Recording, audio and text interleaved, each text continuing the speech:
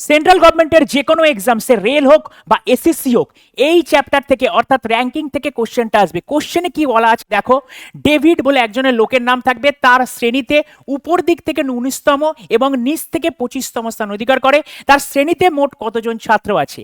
এই টাইপের কোশ্চেনের জন্য একটা ফর্মুলা তোমাকে মাথায় রাখতে হবে। সেই ফর্মুলাটা কি?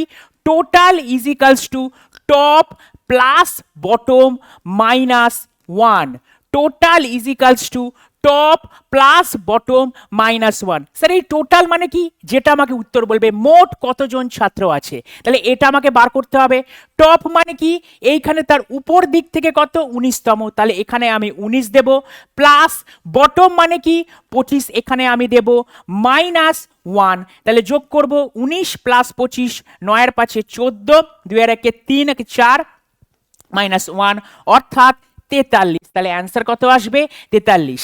সিমিলার টাইপের কোশ্চেন, এই কোশ্চেন এনটিপিসি সিবিটি 1, সিমিলার টাইপের কোশ্চেন এসএসসি সিজিএল ট্যাট 2 তে এসছে। কি দিয়েছে? অমিত একজন লোক, তার শ্রেণীতে উপর থেকে সপ্তম, অর্থাৎ টোটাল ইজ ইকালস টু সপ্তম মানে 7 প্লাস 26 মাইনাস 1, তাহলে কত হয়? 33 থেকে 1 মাইনাস, অ্যান্সার হলো 32। তাহলে কোথায় 32 আছে?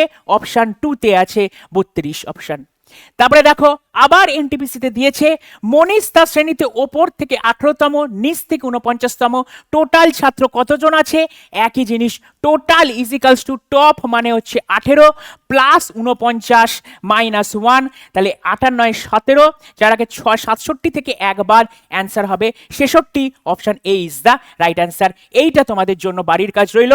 বাড়ির কাজ যদি ভালো হয় অর্থাৎ হোমটাক যদি সঠিক করো তাহলে প্রত্যেক সঠিক উত্তরে একজন লাইক পাবে। আর এরকম চ্যানেল ভাবে আরও যদি কিছু ভিডিও পেতে চাও তাহলে চ্যানেলটাকে অবশ্যই সাবস্ক্রাইব করো।